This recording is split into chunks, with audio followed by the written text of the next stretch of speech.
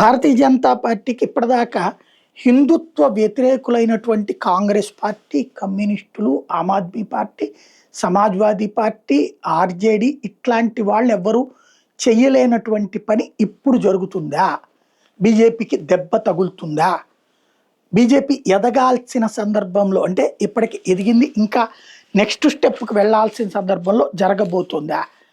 హిందుత్వవాదులే reverse అవుతారా చూడాల్సింది. ఎందుకంటే హిందుత్వ ఎజెండా తమిళనాడు లాంటి చోట్లన ఏదైతే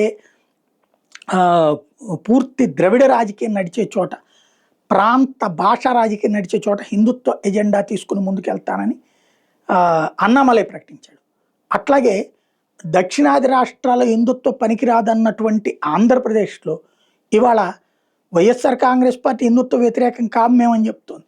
తెలుగుదేశం, జనసేన అదే. పవన్ కళ్యాణ్ అయితే సనాతన ధర్మ పరిరక్షకుడిగా ప్రొజెక్ట్ కావడానికి ముందుకు వస్తున్నాడు.